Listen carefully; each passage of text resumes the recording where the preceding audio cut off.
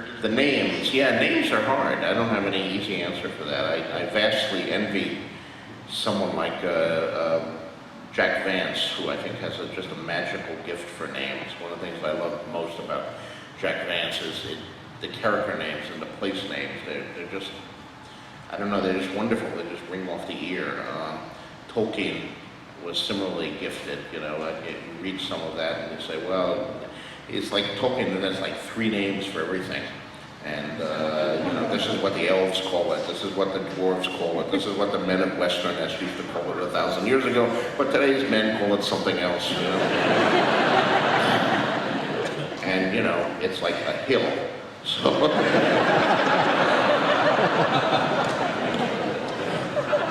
but fantasy names are tough because, you know, it was easy. I mean, Tolkien, there wasn't much that had come before him.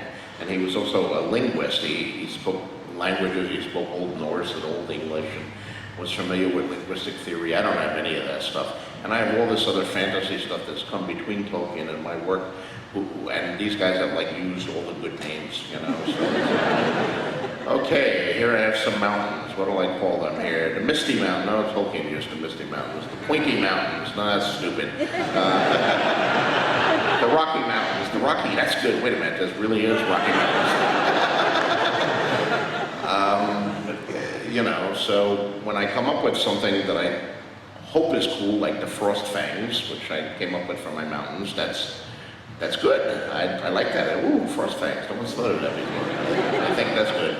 So it's tough. Yes. Now I realize that you just said this is a fairly difficult process, and I apologize if it seems a bit trivial, but as a fan of fantasy in general, I find myself playing quite a bit of fantasy role-playing games, including Dungeons & Dragons primarily. So I'd be honored if you could bestow upon me a character name, or at least make a suggestion, on one that's already in use.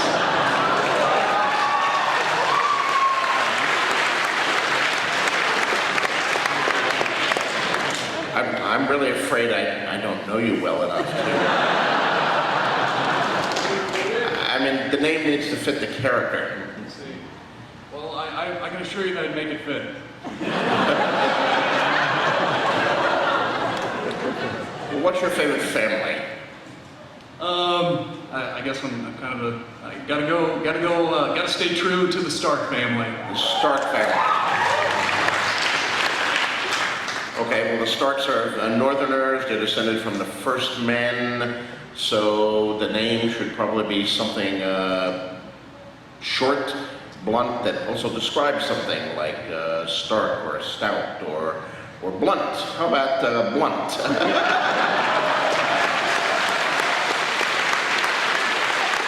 Thank you very much. What fan reactions to characters, to events, etc. do you find most surprising, for better or worse? What fan reactions do I find most surprising? Yeah.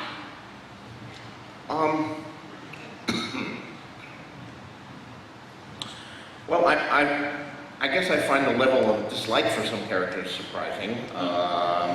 You know, certain, well, it depends on the character, you know. There are a lot of people who write me emails, and I'm not surprised that they dislike Joffrey. But when I get these angry letters from people who dislike Sansa or Catelyn or Brienne, that does surprise me. Of course, there are equal numbers of people, or perhaps greater number of people, who love those characters. I mean, what I take particular pleasure in is the vision among my readers about these characters, because indeed, when I look at real people in the real world, we don't agree on who we like, you know. My favorite actor may be an actor that you can't stand. I may vote for a politician that you think is a scumball, and vice versa. Real people react to other real people in a variety of ways. So, you know, when you read a book and you have a hero and everybody likes the hero, and you have a villain and everybody dislikes the villain, that's probably a sign that you're dealing with cardboard characters. When you create a character that's real enough so that some people like that character, some people hate that character, some people find the character very annoying, some people identify with the character, then you've probably created a fairly real character. And that's always what my Thank you.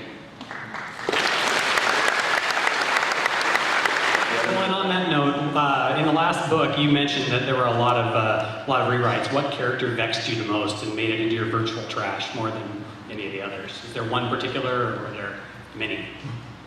Is there one particular character who... Like which character got the most rewrites? You know, you were writing the chapter, you're like, oh, I hate that, and you threw it away. The most rewrites had to do with the Marinese knot.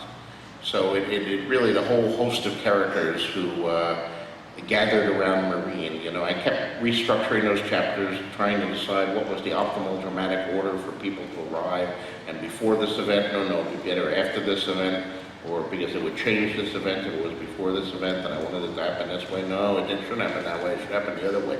Wait a minute, this other character left before that character, so they and I rewrote those chapters tons of times, and it drove me mad. So I'm a wreck of a man that you see before you. But I finally solved it, I think, I hope, but you guys will be the ultimate judge of that. Thank you. So thank you.